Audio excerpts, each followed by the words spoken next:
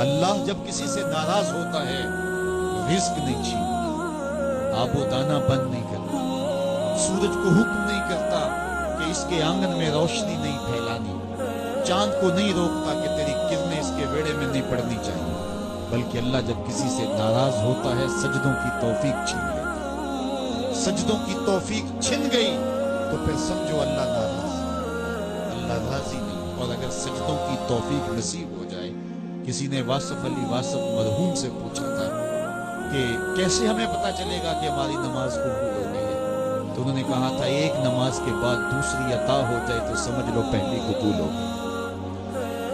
تو نمازوں کا نصیب ہونا یہ اللہ کی رضا اور اللہ کی خوشنودی کی دلیل ہے، اور سجدوں کی توفیق کا چھن جانا یہ اللہ کی ناراضگی کی دلیل ہے۔ میں اور آپ دیکھیں کہ ہم کہاں کھڑے ہیں۔ دیکھیے دولت تو کفار کو بھی ملتی ہے، اللہ دولت اسے بھی دیتا ہے جس سے راضی ہے، اسے بھی دیتا ہے جس سے نہیں راضی، لیکن سجدوں کی توفیق اسے ہی دیتا ہے جس میں وہ راضی ہے۔ تو پنج گانا نماز شعار زندگی بنا لیجیے، نماز قضا نہ ہونے پائے۔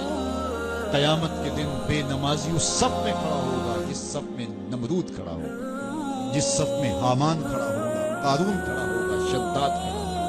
مجھے بتائیے ہم میں سے کوئی یہ گوارہ کرتا ہے ہم اس صف میں کھڑے کر دیے جائیں جہاں دشمنان خدا کھڑے ہوں؟ آج کوئی نماز پڑھے یا نہ پڑھے، حشر کے دن حکم ہوگا کہ اللہ کے حضور سجدہ کرو۔ ہر کوئی سجدہ کرنا چاہے، جو نہیں پڑھتا وہ بھی کرنا چاہے، لیکن بے نمازی کی کمر اکڑ جائے گی، وہ آرزو رکھنے کے باوجود سجدہ نہیں کر پائے۔ قرآن بتاتا ہے کچھ لوگ جہنم کو دھکیلے جا رہے ہوں گے، انہیں کچھ لوگ پوچھیں گے ما سلککم فی سقر، تم جہنم کو کیوں جا رہے ہو، کیا ہوا تمہیں؟ تو وہ جواب میں کیا کہیں گے؟ لم نک من المصلین، ہم نماز نہیں پڑھا کرتے۔ سب سے پہلا حساب قیامت کے دن جو بندے سے لیا جائے گا وہ نماز کا لیا جائے گا۔ پہلا سوال بندے سے یار چڑیاں بھی رب کی تسبیح بولیں اور اشرف المخلوقات سویا رہے، جب صبح کا وقت ہوتا ہے اشراق الارض بھی بلوں سے نکل کے رب کی تقدیس کے ترانے پڑھ رہے ہوتے ہیں۔ درختوں کی شاخوں پہ چڑیاں پرندے وہ بھی اللہ کی تقدیس کے ترانے پڑھ رہے ہوتے ہیں، حشرات الارض بھی اس کی تقدیس کے گیت گا رہے ہوتے ہیں،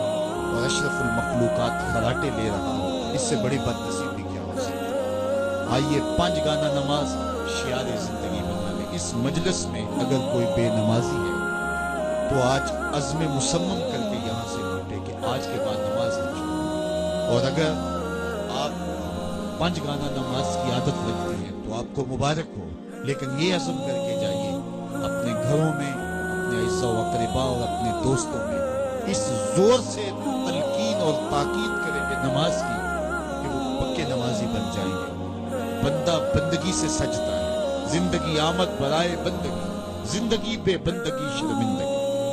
اگر زندگی میں بندگی نہیں تو زندگی کے پلے ہے کیا؟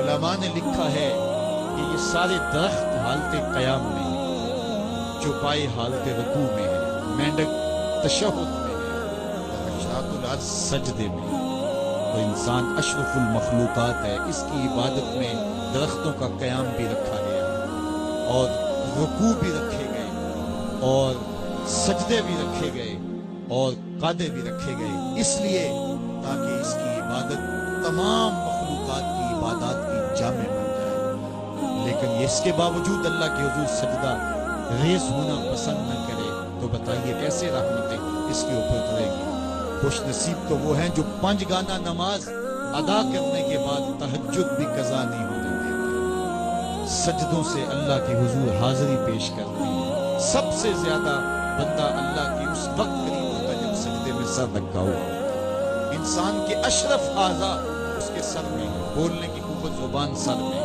دیکھنے کی قوت آنکھیں سر میں، سونگنے کی قوت ناک سر میں، چکھنے کی قوت زبان سر میں، سننے کی قوت کان سر میں، سوچنے کی قوت دماغ سر میں، اور سر مالک کے در پہ۔